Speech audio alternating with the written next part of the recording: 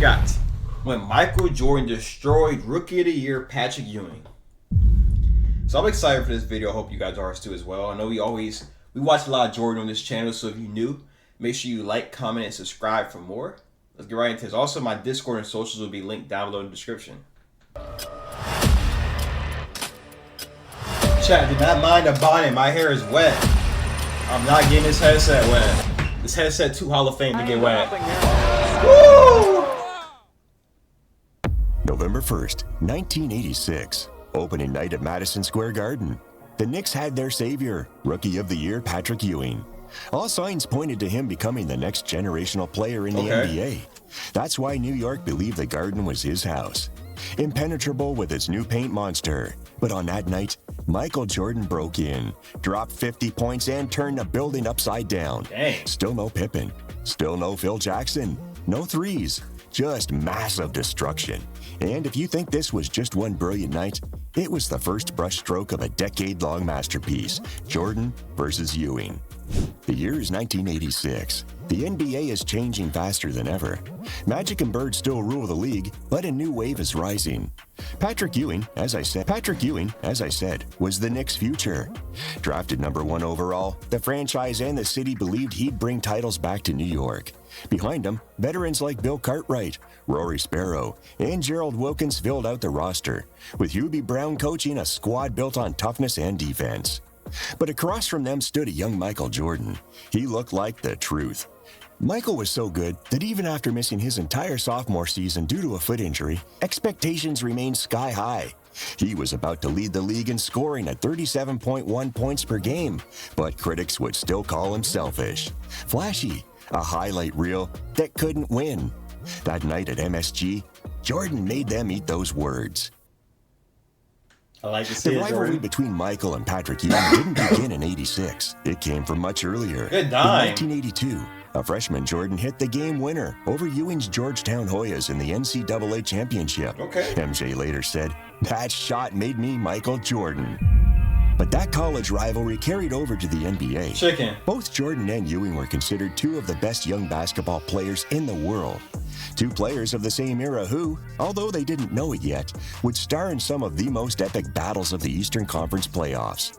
They had landed on two teams that owned huge markets but had not been dominant for a long time, so the spotlight was on them. They were the answer, the salvation of the NBA. The hype surrounding Jordan had multiplied a few months earlier, because in the 1986 playoffs, after missing the entire regular season, MJ dropped 63 points on Larry Bird's Boston Celtics, a team that everyone considered because in the 1986 playoffs, after missing the entire regular season, MJ dropped 63 points on Larry Bird's Boston Celtics. Hey, can y'all let me know what he mean by that? He said Jordan missed a whole... Is this his sophomore season? When Jordan was out with the foot injury and then he came in the playoffs and scored 63? Is that what he talked about? A team that everyone considered unbeatable at the time. But that was all for naught. Even though the MVP Bird said Jordan was God disguised as a basketball player, the Bulls fell hard to Boston in 3 games, which led people to wonder, is his game really effective? Does it help win? Well, the first chance he had to prove it the following season against the Knicks, people would have their answer. November 1st, 1986, Madison Square Garden.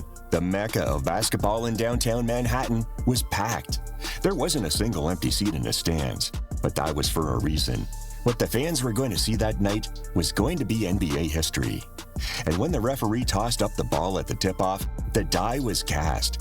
It was time for Michael Jordan to prove that he was not only ahead of Ewing, but also that his game led to victories. In just 3 seconds of play, he made that clear.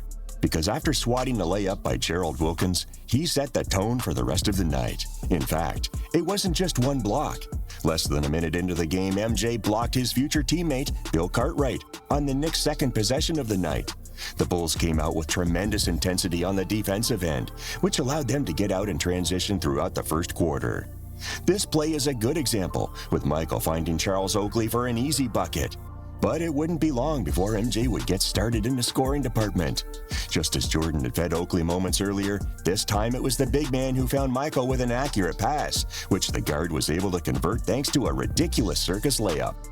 While Jordan's defense remained aggressive, allowing him to continue to dominate the game, he was also warming up on offense. In fact, on this play, Michael didn't even have to let go of the ball for a second to achieve another incredible double clutch layup after the steal. That night, for some reason, Jordan felt tremendously creative under and over the rim, because moments later, he would knock down yet another crafty finish. It seemed that, in a way, Jordan was trying out new moves. But despite that, MJ hadn't managed to drain his typical mid-range shots.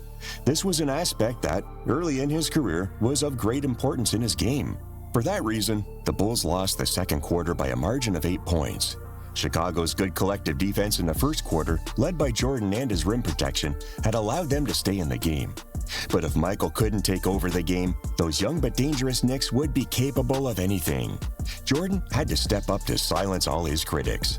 So, from the start of the third quarter, the tone of the game changed completely, at least on the offensive side. Jordan began to gain confidence to shoot from his spots again. Receiving the ball in the low block against Gerald Wilkins, MJ knew he had the advantage. But the incredible thing is that even with the arrival of the second defender, Jordan was able to knock down the turnaround jumper. That confidence was immediately apparent, with Michael attempting an almost impossible fadeaway from 14 feet that he was unable to convert. However, he went after the rebound like a madman, just before catching it and resolving the situation with yet another beautiful reverse layup. But in addition to cleaning up the offensive glass, Michael was also cleaning up the defensive glass. His coast-to-coast transitions were becoming an essential part, also cleaning up the defensive glass. His coast-to-coast transitions were becoming an essential part of his unstoppable offense. Because in transition, he just was completely unstoppable. Look how, once again, Jordan is able to resolve the play with the finger roll. It seemed like Michael was competing in a jelly contest that night, against himself. However, the Knicks were extremely aware of his threat, and in plays like this, they took advantage of his misses to quickly convert points in transition. This time, thanks to the layup by 6-year veteran guard Rory Sparrow. In addition, Patrick Ewing was already showing out his great court vision to take advantage of his own gravity, a step that all future superstars had to go through. I've started to realize the ability to finish inside the paint is more valuable than shooting threes, I feel like. And get me when I say this, right? Like, the ability to go to the basket and make that high percentage shot consistently. I know 3 points is worth more, but I feel like the pressure you just put on the defense and the ability and the way you can make your teammates have more open shots, driving to the basket is more important than shooting. In Chicago, Michael had no one capable of generating those advantages. Or wait, maybe he did. Because look at the absolute dime that Charles Oakley throws to Michael Jordan under the rim, a pass worthy of Magic Johnson himself. In addition, with only one... Because when you think about it, like, even when I play, I be thinking about this too. Like, when you're just consistently taking shots, you're really giving the defense a chance to take a break. You're not really getting your teammates involved too much if you just take it perimeter threes. You're really not. Unless, like, you're running an action to get that. Like, you're running down screens and people are running around the court. And there's movement and there's spacing. If you're just taking isolation threes, that's not really getting your teammates involved at all. It's not helping nobody out. It's kind of like selfish in a sense, because the only person that can really benefit is you. And if you get what I'm trying to say. Second left on the clock in the third quarter. If he's like spamming threes, it's selfish. Jordan receives the ball and is able to knock down the buzzer beater from mid-range after a great move without the ball to receive the Unless knock. you're Curry. No. With everything still to be decided, the best of the game would come in the fourth quarter. So Michael Jordan was the first to break the ice for Chicago. That night, it didn't matter who was under the basket, because MJ's aerial superiority was worthy of a war museum.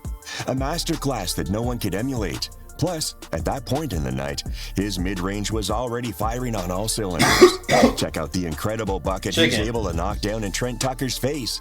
When Michael went right, it looked like he was out of options. But the Knicks defense forgot that there was no shot difficult enough for Jordan to drain.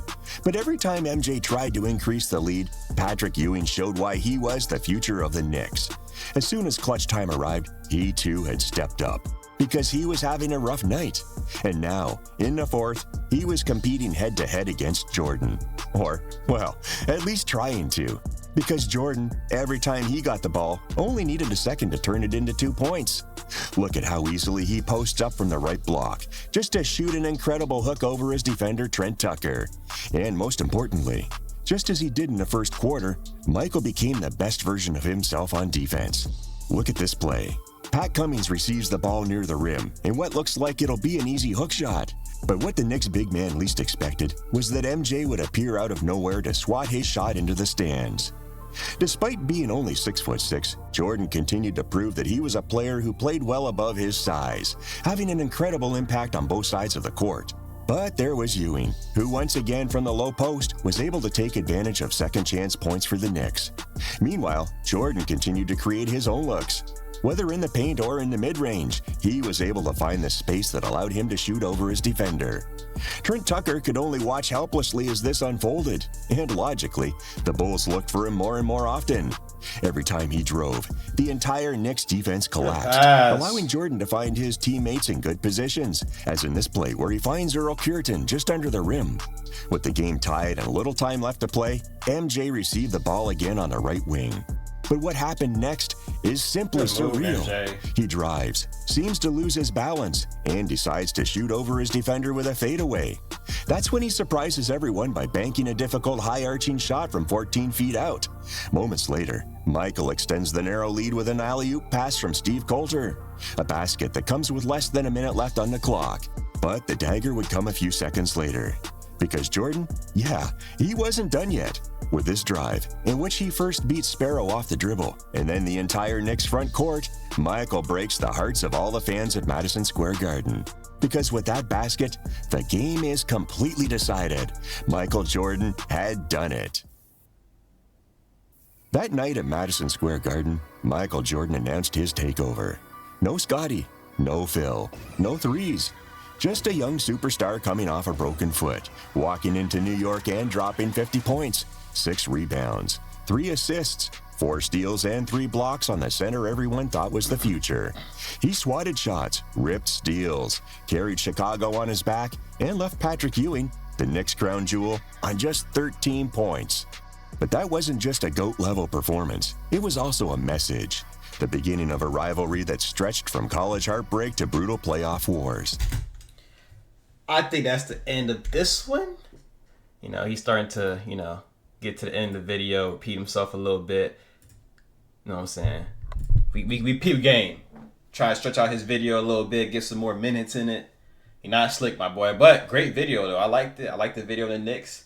And y'all let me know about that season where Jordan played against Bird, but he didn't play the regular season. Y'all let me know about that. And also, I don't think he said anything about it. Was rookie that Ewing and Jordan get drafted in the same year as well? That's one thing too. That's what I was going to ask y'all, because he got Rookie of the Year. So, if you enjoyed this video, make sure you hit that like button, comment down below. Subscribe if you're new, you already know what to do. It's your boy TorieSama. Hope y'all have a blessed day, and I'm out.